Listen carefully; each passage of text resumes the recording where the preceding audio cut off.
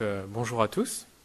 Avant de débuter, je tiens à remercier tout particulièrement les membres du jury qui m'ont fait l'honneur d'être présents physiquement et virtuellement aujourd'hui.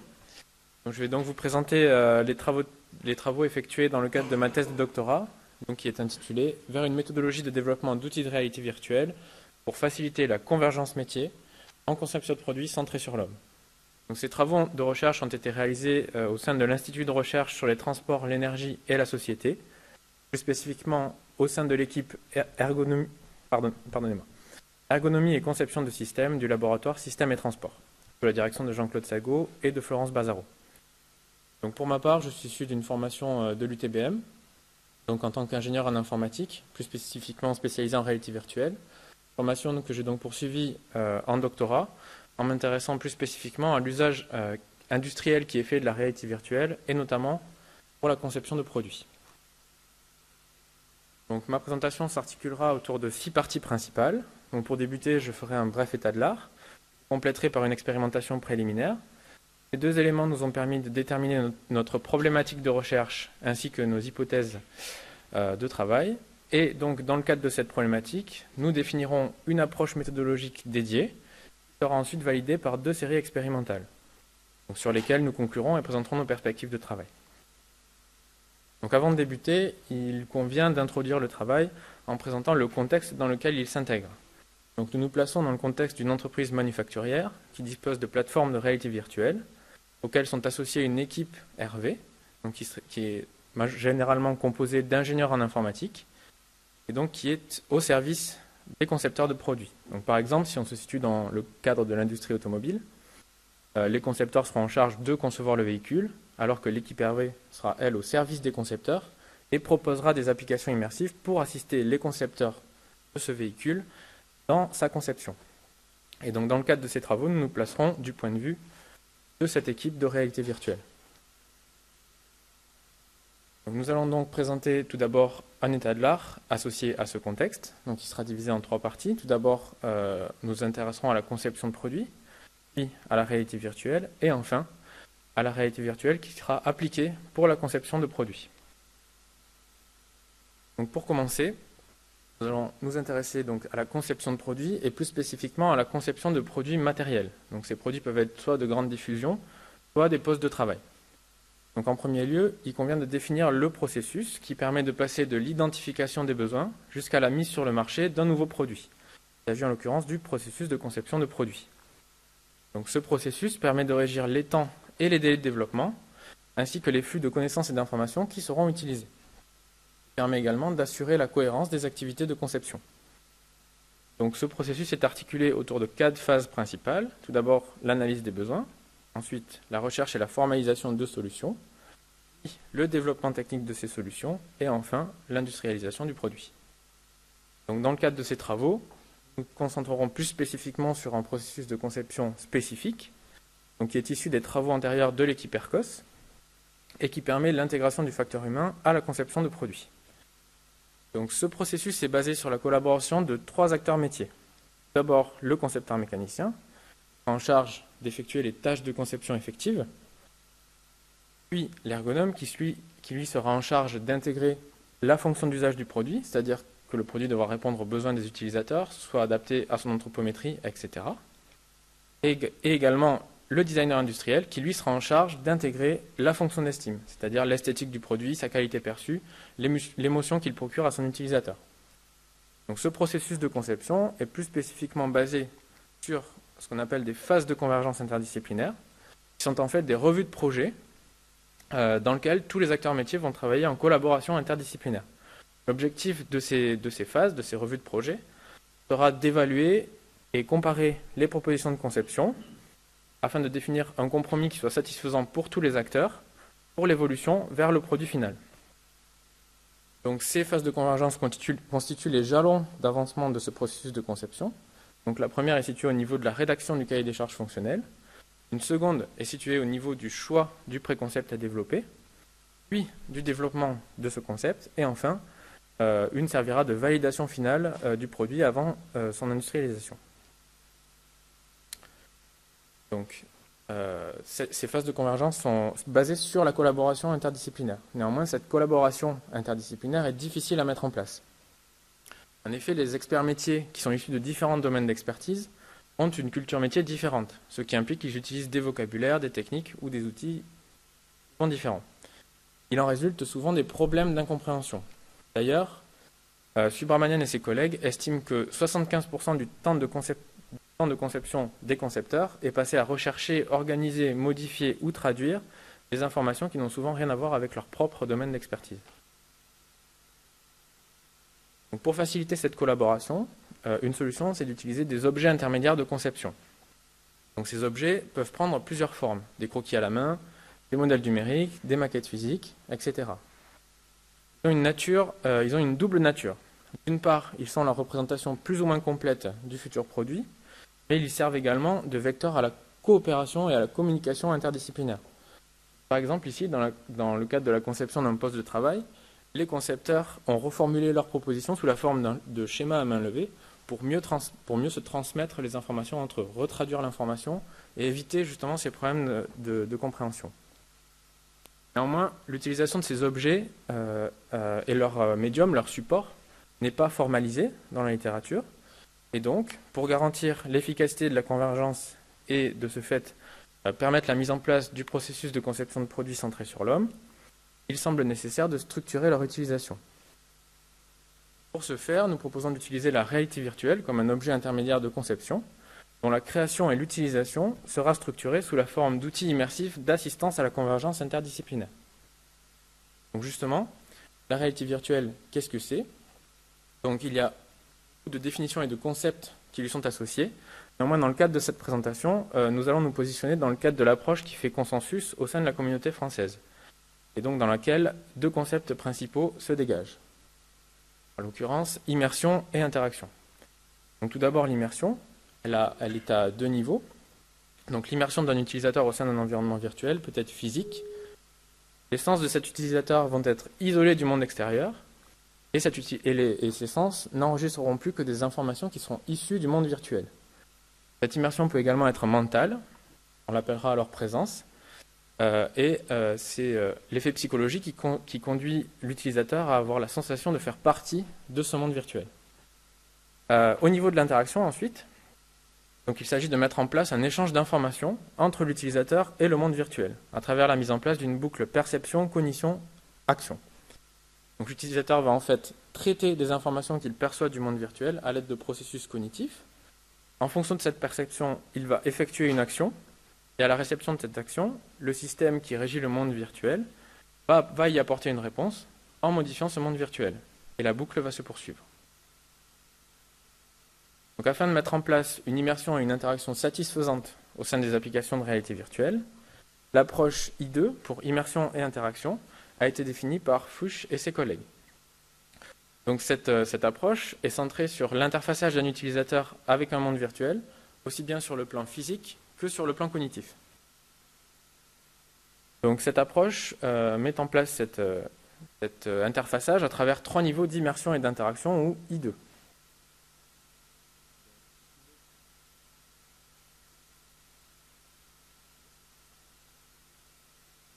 Le premier niveau, les I2 sensorimotrices, établit la connexion physique entre l'utilisateur et le monde virtuel. Et donc ceci est fait à l'aide de périphériques d'interaction.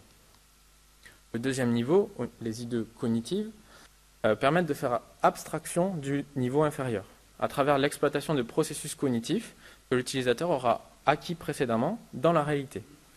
Ces processus sont appelés métaphores ou schèmes d'interaction.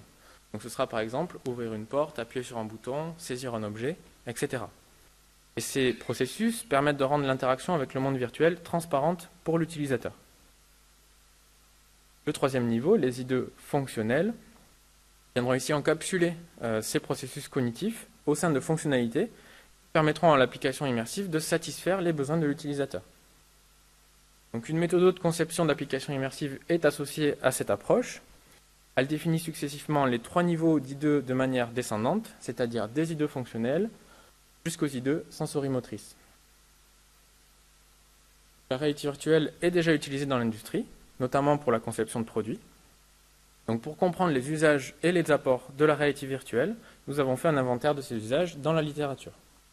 Donc pour évaluer ces usages, nous avons établi une échelle très simple, binaire, sur deux critères d'évaluation, le degré d'interactivité des applications immersives et l'adéquation entre les fonctionnalités proposées par ces applications et les besoins des utilisateurs. Donc en l'occurrence, nous avons identifié deux types d'usages principaux, un usage monodisciplinaire et un usage multidisciplinaire. Donc pour le premier, l'usage monodisciplinaire consiste à l'utilisation de la réalité virtuelle par une seule expertise métier, comme l'ergonomie par exemple, qui utilisera des applications dédiées pour réaliser des tâches très spécifiques. Donc ces applications vont proposer des fonctions très adaptées aux besoins de ces experts métiers et donc proposeront un fort degré d'interactivité. En revanche, au niveau de l'usage multidisciplinaire de la réalité virtuelle, donc dans ce cadre-là, la réalité virtuelle sera utilisée dans le cadre de revues de projets collaboratives et interdisciplinaires. Et donc les applications proposeront des fonctionnalités très génériques, principalement basées sur la visualisation. Les applications utilisées proposeront souvent peu d'interactivité et par conséquent ne répondront pas forcément aux besoins de chaque concepteur impliqué dans la revue de projet. En ce qui concerne les apports de la réalité virtuelle pour la conception de produits, ceux-ci ont été admis par la littérature. Donc la réalité virtuelle constitue une bonne alternative aux représentations physiques du produit, les maquettes ou les prototypes, parce la réalité virtuelle est moins chère et moins longue à mettre en place, ce qui induit une réduction des délais et des coûts de mise sur le marché des nouveaux produits, notamment à travers la détection précoce d'erreurs de conception. Donc, comme nous l'avons vu, ces apports ont été admis par la littérature, néanmoins ils restent difficilement qualifiables ou quantifiables concrètement dans l'industrie. Également, nous avons pu constater que l'usage multidisciplinaire qui est actuellement fait de la RV ne semble pas satisfaisant pour les concepteurs de produits. De plus, un constat industriel fait état d'un problème d'acceptation de la réalité virtuelle par les concepteurs de produits, résultant principalement de cet usage multidisciplinaire. Par conséquent, afin d'utiliser la réalité virtuelle comme un objet intermédiaire de conception efficace, il semble nécessaire de comprendre ce problème d'acceptation et ses causes. Donc pour ce faire, nous avons mis en place une expérimentation préliminaire à travers la réalisation d'un sondage auprès de grands groupes industriels français, comme PSA, Peugeot, Citroën, EADS, Renault, Saint-Gobain, etc., qui utilisent actuellement la réalité virtuelle pour la conception de produits et disposent également d'une équipe de réalité virtuelle en charge du développement de ces applications immersives. Donc nous avons envoyé 20 demandes et nous avons obtenu 12 réponses. Donc c'est un échantillon qui semble plus qu'indicatif, il semble même plutôt représentatif de l'usage qui est fait de la réalité virtuelle en France pour la conception de produits. Et les répondants à ce sondage étaient des membres des équipes de réalité virtuelle.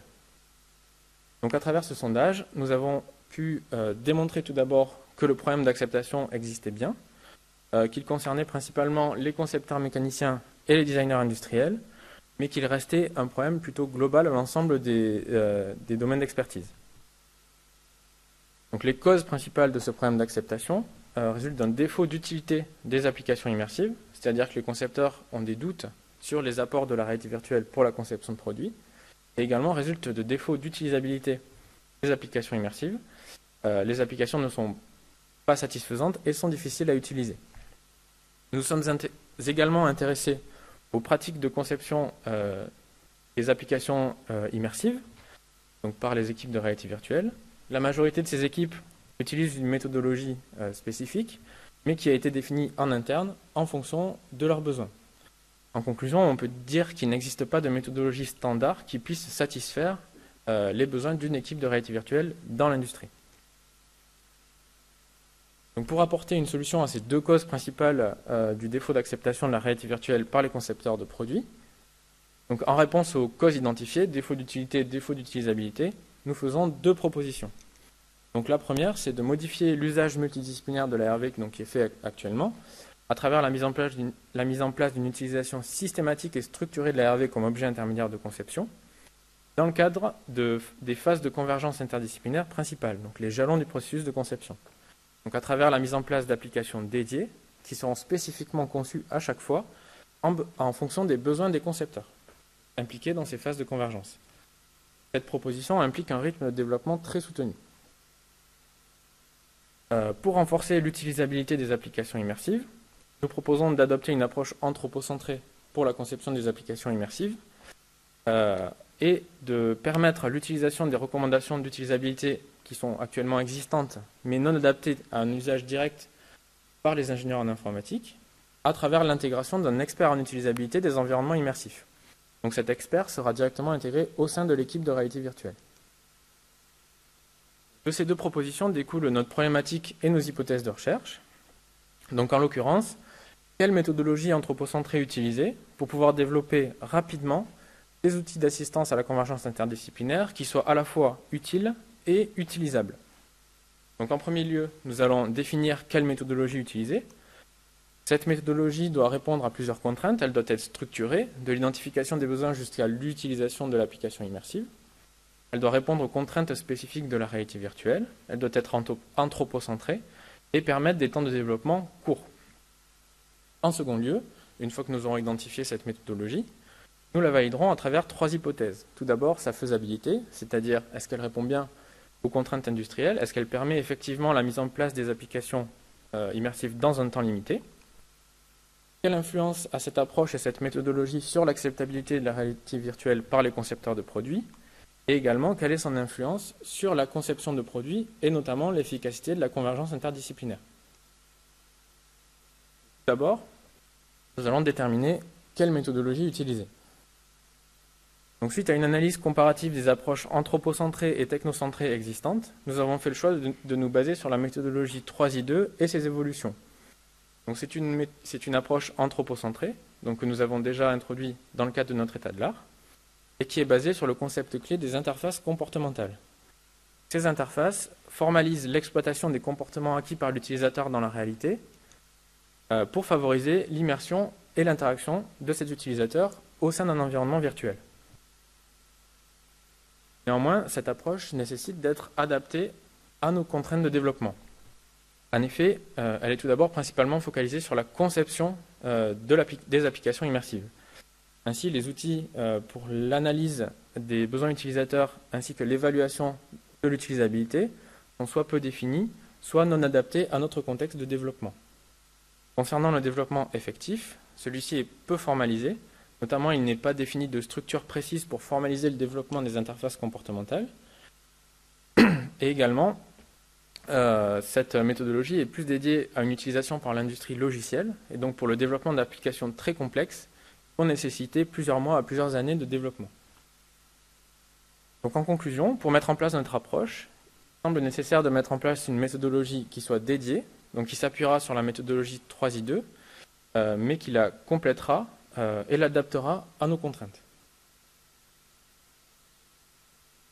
Donc, comme nous l'avons dit, la méthodologie qui est proposée dans le cadre de ces travaux est construite autour du processus de conception proposé par la méthodologie 3I2.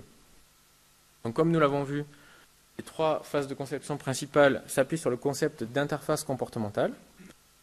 Pour formaliser le développement effectif de ces interfaces, nous proposons une approche modulaire donc qui sera basée sur des modules d'interaction. Et ces modules permettront de structurer et d'encapsuler ces interfaces comportementales. Donc ces modules seront indépendants et donc faciles à capitaliser et à réutiliser, ce qui nous permettra d'optimiser notre temps de développement. Donc ensuite, autour de la conception, nous avons basé notre approche sur une démarche centrée utilisateur classique, c'est-à-dire analyse, conception et évaluation des applications immersives. Donc au niveau de l'analyse des besoins, nous avons mis en place la réutilisation d'outils généralement utilisés en ergonomie des IHM, c'est-à-dire des observations et des entretiens semi-directifs. Enfin, au niveau de l'évaluation, notamment l'évaluation de l'utilisabilité des applications immersives, comme nous l'avons vu, nous proposons d'intégrer un expert en ergonomie des environnements immersifs au sein de l'équipe Hervé, sachant que cet expert sera de formation ergonomie des IHM. Et donc cet expert permettra la mise en place des recommandations d'utilisabilité existantes, donc d'une part en les traduisant pour qu'elles puissent être utilisées directement par des développeurs, et également en apportant son expertise personnelle à travers une évaluation plus poussée. Donc pour conserver l'application à jour par rapport aux besoins des concepteurs, notre processus sera itératif. Donc après l'évaluation de l'utilisabilité, l'utilisation des applications par les concepteurs sera observée afin de pré-identifier, d'anticiper l'évolution du besoin des concepteurs pour la phase de convergence suivante. Donc ainsi, dans notre approche qui sera itérative, une itération correspondra au développement d'une application dédiée. Donc ensuite, cette approche doit être optimisée pour répondre à nos contraintes de développement. C'est-à-dire qu'on doit vraiment réduire le temps de développement. Donc pour ce faire, le processus proposé est encapsulé dans ce qu'on va appeler une phase ponctuelle, donc qui sera déclenchée à chaque nouveau développement. Pour optimiser les tâches qui sont contenues au sein de cette phase, ces tâches seront effectuées avec un focus vraiment microscopique, très centré sur la phase de convergence à assister, projet de conception à assister. Donc là, on va vraiment s'intéresser à limiter l'étendue de l'identification des besoins. Néanmoins, pour que cette application soit complète au regard de l'ensemble des besoins des concepteurs, ces données très microscopiques, très centrées sur le projet, seront complétées par des données macroscopiques, c'est-à-dire des données plus générales qui ne seront pas liées à un projet de conception en particulier. Ces données seront contenues seront capitalisées dans une base de données globale qui contiendra aussi bien des connaissances que des données techniques, comme des modules d'interaction déjà prêts à être réutilisés, issus de développements précédents. Donc cette base de données est elle-même alimentée par une phase continue, donc qui a un fonctionnement complémentaire avec notre phase ponctuelle, donc qui va se dérouler en tâche de fond entre chaque déclenchement de la phase ponctuelle. Donc, à partir de cette construction, nous avons développé notre méthodologie dédiée qui a été publiée dans le cadre de 2 communications internationales, la méthodologie As Soon As Possible ou ASAP. Donc, nous retrouvons dans cette représentation la phase ponctuelle et itérative avec un focus microscopique, qui est complétée par la base de données globale, qui est elle-même alimentée par la phase continue et macroscopique. Donc, pour mieux illustrer cette méthodologie, nous allons la décrire à travers un cas d'application industrielle. Donc, en l'occurrence, le projet européen Mobipost, dans le cadre duquel un véhicule dédié à la distribution du courrier était conçu. Donc, tout d'abord, le début du projet déclenche la phase ponctuelle de notre méthodologie ASAP. La première phase de convergence du projet, donc la rédaction du cahier des charges fonctionnel, ne peut pas vraiment être assistée par la RV parce qu'elle ne produit pas de modélisation du produit. Néanmoins, elle peut tout de même être mise à profit pour identifier les besoins spécifiques au projet, donc à travers notamment une observation de cette phase de convergence. Lors de la préparation de la deuxième phase de convergence, la phase de choix des préconcepts, lorsque celle-ci est planifiée par le chef de projet, nous allons nous fixer un délai d'1 semaine entre l'identification des besoins spécifiques à cette convergence et la mise en place de notre vue de projet effective.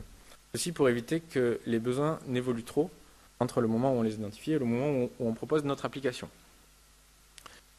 Donc pour identifier les besoins spécifiques à cette phase de convergence, maintenant, nous allons mettre en place des entretiens semi-directifs avec les concepteurs.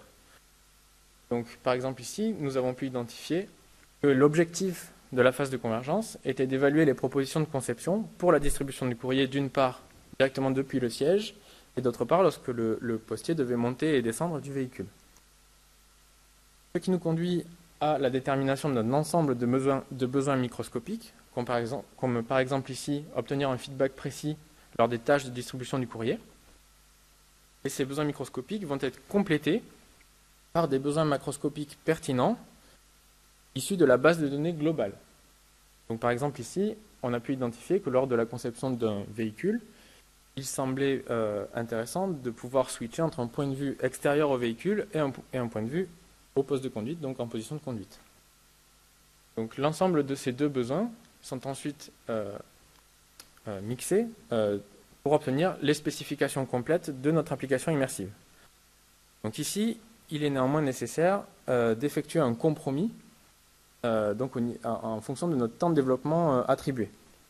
Donc si l'équipe RV estime qu'une fonction développée dans le temps imparti sera non satisfaisante pour les concepteurs, alors le besoin identifié sera satisfait par une autre solution, comme une solution non immersive. Donc ici, par exemple, au niveau de la montée-descente, il n'était pas possible de donner dans les temps impartis un bon feedback sur cette évaluation. Donc la revue de projet immersive a été complétée par l'utilisation d'un habitacle reconfigurable physique complémentaire. Ensuite, une fois les spécifications complètes identifiées, nous pouvons passer à la conception de l'application immersive. Donc pour chaque fonctionnalité immersive identifiée, nous allons chercher à identifier les métaphores ou schèmes d'interaction à exploiter pour mettre en place cette fonctionnalité. Donc par exemple ici, pour obtenir un bon feedback au niveau de la distribution du courrier depuis le poste de conduite, nous avons exploité une métaphore de main virtuelle et de boîte aux lettres virtuelle. Donc comme on peut le voir sur cette courte vidéo, quand le concepteur distribue son courrier, il obtient un feedback visuel sur sa main, qui lui indique précisément qu'il est en bonne position pour distribuer son courrier. Donc ensuite, pour limiter le temps de développement, donc lors de l'identification de ces métaphores, donc pour chaque métaphore identifiée, le développeur doit d'abord parcourir l'ensemble des modules existants afin de déterminer s'il ne peut pas en réexploiter certains.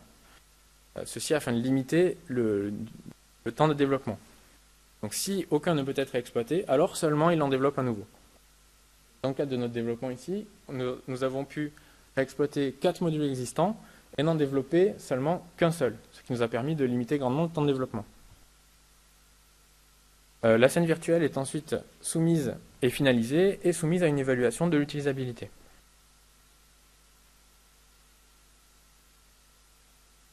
Cette évaluation est effectuée en 2 temps, 2 phases d'évaluation. Une première qui sera effectuée directement par les développeurs en cours de développement, donc à travers la génération d'une checklist de critères d'utilisabilité. Donc les critères présents dans cette checklist seront des critères à la formulation réadaptée par l'expert en utilisabilité des environnements immersifs pour une utilisation directe par des développeurs en informatique, donc c'est-à-dire avec des exemples vraiment clairs, une formulation vraiment claire et précise. Donc cette liste permettra d'identifier et de corriger les problèmes d'utilisabilité usuels. Cette première phase est complétée par une phase d'évaluation avancée qui sera directement effectuée par l'expert en utilisabilité des environnements immersifs, qui permettra d'identifier des défauts d'utilisabilité plus fins. Donc ici, par exemple, dans le cadre du projet, nous avons pu évaluer la technique et la vitesse de changement entre le point de vue en position de conduite et le point de vue en vision externe, afin d'éviter la survenue du mal des simulateurs. Donc une fois les défauts d'utilisabilité corrigés, l'utilisation est utilisée par les concepteurs dans le cadre d'une revue de projet immersive. Donc, comme nous l'avons vu, cette utilisation est observée afin d'identifier les besoins, l'évolution des besoins pour la phase de convergence suivante. Et donc notre phase ponctuelle itère si nécessaire pour préparer le développement d'une nouvelle application immersive pour la phase de convergence suivante. Donc entre chaque déclenchement de notre phase ponctuelle, la phase macroscopique tourne en tâche de fond. Donc elle permet de capitaliser des informations au sein de la base de données globale, qu'on réutilisait au sein de notre phase ponctuelle. Cette phase macroscopique est composée de 4 activités. Donc tout d'abord, l'étude des processus de conception de produits, donc pour identifier des besoins généraux relatifs aux tâches et aux habitudes de travail et aux outils et techniques utilisés par les concepteurs dans l'entreprise. Une phase de gestion de données techniques, notamment la gestion d'un catalogue logiciel, qui permettra de venir capitaliser les développements précédents sous forme de modules d'interaction et d'effectuer la maintenance et l'évolution des modules d'interaction existants. Également la gestion d'un catalogue matériel qui viendra référencer l'ensemble des périphériques d'interaction qui pourront être mis en place dans le cadre des applications immersives. Ensuite, une troisième activité de gestion du contexte d'interaction. Ici, on viendra organiser l'espace autour de la plateforme immersive pour pouvoir intégrer efficacement l'utilisation de cette plateforme au sein des tâches collaboratives effectuées par les concepteurs. Donc, par exemple, nous pouvons définir des arrangements de ce contexte d'interaction en fonction du nombre d'acteurs présents lors de la revue de projet. Enfin, une activité de gestion des critères d'utilisabilité, durant laquelle l'expert en utilisabilité viendra sélectionner et traduire les critères d'utilisabilité existants pour en permettre une utilisation directe par les développeurs. Nous avons donc défini notre approche méthodologique que nous allons maintenant valider à travers 2 séries expérimentales.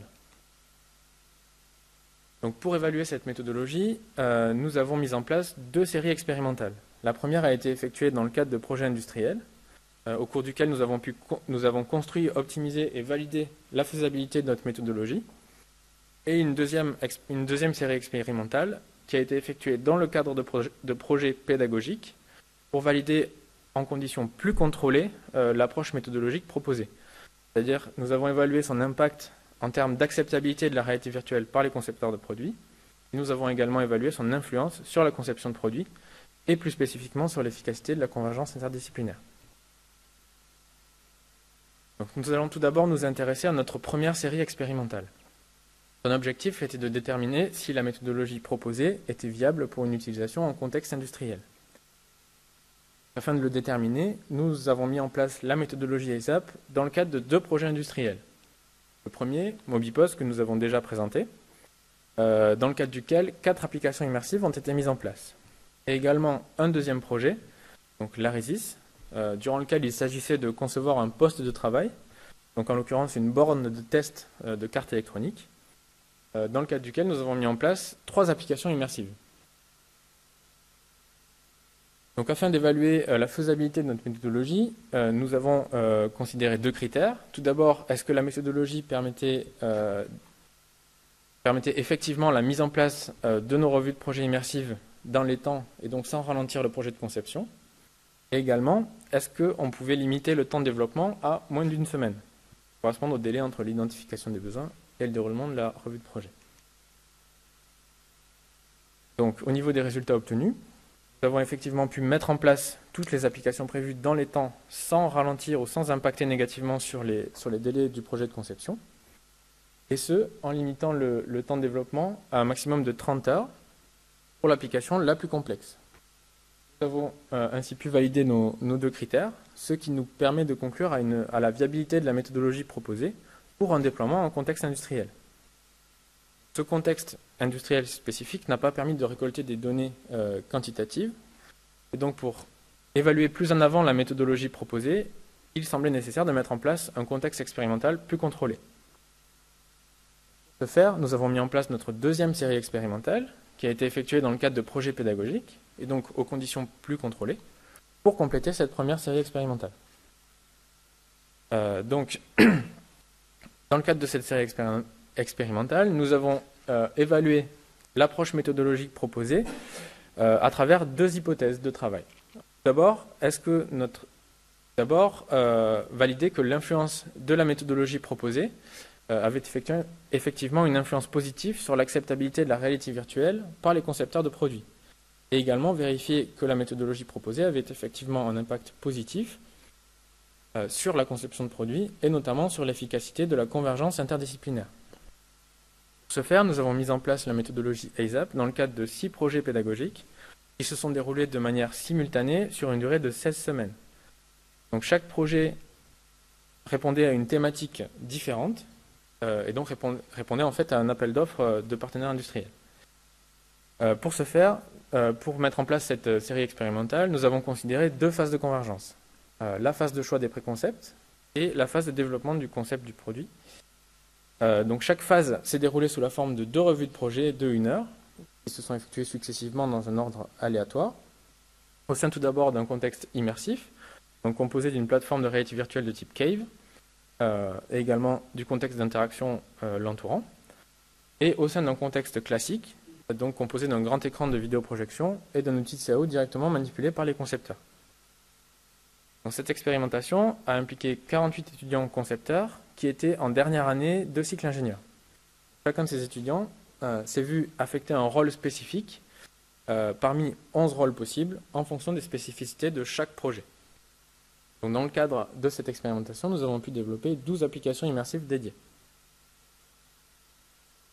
Les données quantitatives relatives à cette expérimentation ont été recueillies à l'aide de questionnaires. Ces questionnaires étaient composés de 26 questions, soit des échelles de Likert en 4 points, soit des questions fermées. Les questionnaires ont été complétés par les concepteurs à l'issue de chaque revue de projet. D'abord, nous allons nous intéresser à notre première hypothèse de travail. Quelle est l'influence de la méthodologie sur l'acceptabilité de la réalité virtuelle par les concepteurs de produits? Donc, pour évaluer cette hypothèse, nous avons pris en considération les sessions immersives uniquement. Et donc cette hypothèse a été évaluée à travers 3 critères principaux. D'abord, l'utilité de destination des applications, c'est-à-dire est-ce que les applications proposées répondaient bien aux besoins des concepteurs, leur utilisabilité, ainsi que l'influence des deux critères précédents sur l'acceptabilité de la réalité virtuelle par les concepteurs de produits. Les réponses collectées ont été analysées à l'aide du test d'ajustement du Ki2, qui nous permettait de conclure sur la répartition de réponses obtenues. Donc, par exemple, au niveau des résultats obtenus, donc pour le premier élément de validation de notre premier critère, l'exhaustivité des fonctionnalités relativement aux besoins des concepteurs, le test d'ajustement du Ki2 était significatif pour cette répartition, ce qui nous permet d'affirmer que cette répartition est significativement différente d'une répartition équilibre probable et donc due au hasard. En conclusion, nous pouvons affirmer que la majorité des concepteurs a été satisfait par l'exhaustivité des fonctionnalités proposées par toutes les applications en fonction de leurs besoins. De la même façon, donc en utilisant le même principe, nous avons pu valider nos trois critères principaux. C'est-à-dire l'utilité des applications immersives relativement aux besoins des concepteurs, leur utilisabilité et l'influence de ces deux derniers critères sur l'acceptabilité de la réalité virtuelle par les concepteurs. Notre première hypothèse a ainsi été validée, c'est-à-dire la méthodologie proposée permet effectivement d'améliorer l'acceptabilité de l'ARV par les concepteurs de produits. Pour notre seconde hypothèse, c'est-à-dire l'impact de l'approche proposée sur la conception de produits et plus spécifiquement l'efficacité de la convergence interdisciplinaire, nous sommes plus spécifiquement intéressés à la comparaison de nos deux contextes, le contexte immersif et le contexte classique. Donc l'impact de l'approche sur le processus de conception a été évalué à travers trois axes. Tout d'abord, les tâches et la compréhension du produit relativement au domaine d'expertise propre de chaque concepteur, relativement également à l'efficacité des échanges et de la communication interdisciplinaire, et enfin à l'efficacité globale de la revue de projet. Pour chacun des critères, nous avons mis en place des éléments de validation directs et indirects. D'abord, les éléments de validation directs qualifiaient une perception directe donc de l'influence du contexte sur les critères observés pour les concepteurs, directement perçus par les concepteurs. Les critères indirects, en revanche, permettaient de détecter cette influence à travers le résultat produit par cette dernière. Donc, par exemple, si les échanges interdisciplinaires étaient bien améliorés, nous pouvions considérer que les concepteurs avaient pu acquérir plus de connaissances produits relatives aux autres domaines d'expertise. Pour analyser les réponses obtenues, nous avons utilisé le test des rensignés de Wilcoxon pour échantillons à parier. Le test nous permettait de conclure pour chaque critère, donc de déterminer si le contexte immersif avait été plus satisfaisant que le contexte classique pour les concepteurs lors des deux revues de projet effectuées successivement. Donc un exemple de résultat obtenu. Donc pour le premier élément de validation directe de notre premier critère, c'est-à-dire l'influence du contexte utilisé sur la compréhension du produit par les concepteurs relativement à leur propre domaine d'expertise. Sur l'ensemble des concepteurs ayant testé les deux contextes, seulement 6% des concepteurs ont mis une note supérieure pour le contexte classique que pour le contexte immersif. En revanche, 53% des concepteurs qui ont utilisé ces deux contextes ont mis une note supérieure au contexte immersif par rapport au contexte classique. Le test de Wilcoxon est significatif, ce qui nous permet de conclure que le contexte immersif favorise la compréhension du produit par rapport au contexte classique, et donc ce, relativement au domaine d'expertise de chaque concepteur. Donc de la même manière, nous avons pu conclure sur l'ensemble de nos éléments d'évaluation. Donc tout d'abord, les tâches et la compréhension du produit par rapport au propre domaine d'expertise de chaque concepteur. Les concepteurs ont pu dans ce cas percevoir l'influence du contexte directement, mais également indirectement à travers l'acquisition de nouvelles connaissances produits. Ensuite, au niveau de l'efficacité des échanges interdisciplinaires et de l'efficacité de la revue de projet, nous n'avons pas pu mettre en évidence de perception directe de l'influence du contexte utilisé par les concepteurs. Donc ceci est sûrement dû à l'implication de concepteurs débutants qui ont une certaine difficulté à prendre du recul sur leur pratique de travail et pour qui il est donc difficile de détecter une amélioration ou pas de leur tâche de travail dans le cadre des deux contextes. Donc par contre, cette influence positive de l'approche utilisée a bien été démontrée de manière indirecte, donc à travers une amélioration des échanges interdisciplinaires et une amélioration de l'efficacité de la revue de projet. Donc dans l'ensemble, pour l'ensemble de nos critères, le contexte immersif est au moins égal ou mieux que le contexte classique par rapport aux différents critères observés. Par conséquent, nous avons pu valider l'ensemble de nos critères, nous avons pu démontrer l'impact positif de l'approche proposée sur la compréhension relativement au domaine d'expertise de chaque expert métier. L'influence a eu l'approche proposée a eu une influence positive sur l'efficacité des échanges interdisciplinaires et également sur l'efficacité de la revue de projet. En ce sens, nous avons pu valider notre deuxième hypothèse de travail, c'est-à-dire que la méthodologie proposée a effectivement eu une influence positive sur la conception de produits et notamment sur l'efficacité de la convergence interdisciplinaire.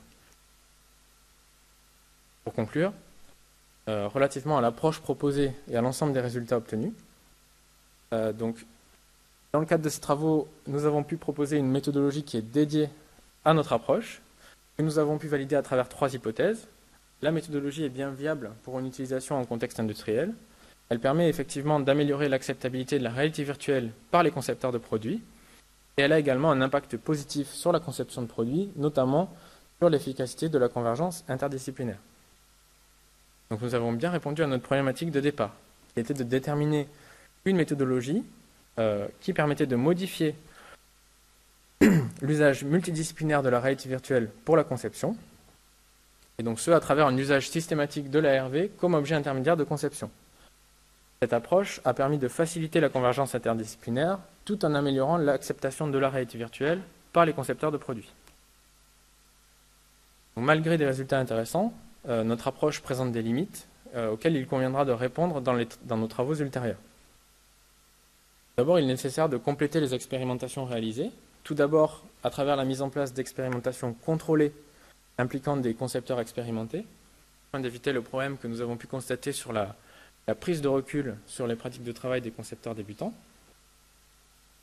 Et également, pour valider entièrement la méthodologie proposée, il est nécessaire de vérifier qu'elle est effectivement meilleure que les autres méthodologies, notamment au niveau de l'acceptabilité de la réalité virtuelle par les concepteurs, et également de son influence sur le processus de conception de produits.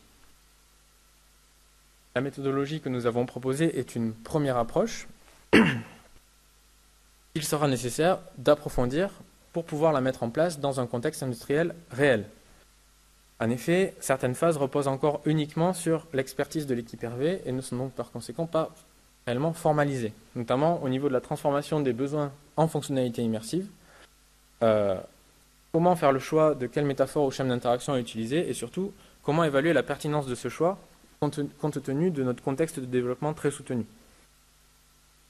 Également, il sera nécessaire d'approfondir la structure des modules d'interaction proposés afin de pouvoir encapsuler des fonctionnalités plus complexes, comme par exemple des fonctionnalités de modélisation immersive. Une fois approfondie, il sera intéressant de déployer cette méthodologie en milieu industriel, afin notamment de quantifier de manière chiffrée son apport en termes de retour sur investissement, donc par rapport à l'utilisation qui est faite actuellement de la réalité virtuelle, et également déterminer son coût et son délai de mise en place. Notamment, il sera nécessaire de déterminer au bout de combien de temps notre phase continue, qui capitalise de l'information, au bout de combien de temps cette phase continue sera effectivement efficace à plein. L'objectif à long terme est d'envisager une standardisation des usages de l'ARV pour la conception de produits dans l'industrie, comme on peut le rencontrer aujourd'hui pour l'usage de la CAO ou de la chaîne numérique. Donc pour ce faire, en premier lieu, nous envisageons de standardiser la méthodologie ASAP, notamment à travers un déploiement dans le cadre d'un service de réalité virtuelle réel, afin de mieux documenter cette méthodologie et de mieux l'instrumenter, pour pouvoir faciliter sa mise en place dans le cadre d'une utilisation réelle et industrielle. Ceci ayant pour objectif à long terme d'envisager une normalisation pour pouvoir harmoniser et optimiser l'utilisation de la réalité virtuelle pour la conception de produits. Enfin, notre perspective qui est ouverte par ces travaux réside au niveau des objets intermédiaires de conception. Donc, ces travaux apportent une nouvelle brique pour leur définition et leur utilisation, mais ces objets restent un sujet de recherche actif est primordial pour pouvoir optimiser les processus de conception de produits. Dans ce sens, 2 thèses sont en cours de réalisation au sein de l'équipe ERCOS. Donc, une première par Ahmad Al-Khatib, qui cherche à définir une approche globale des objets intermédiaires de conception comme des systèmes, c'est-à-dire qu'on intégrera plus seulement la représentation du produit et son support, mais on intégrera également des modèles tels que les modèles d'interaction ou les modèles d'évaluation de ces objets intermédiaires de conception. Une deuxième thèse, réalisée par Damien Flech, est orientée vers l'évaluation de la pertinence des objets intermédiaires de conception existants, et donc notamment en fonction des différentes tâches de conception à réaliser. Quel sera le meilleur objet à utiliser. Voilà.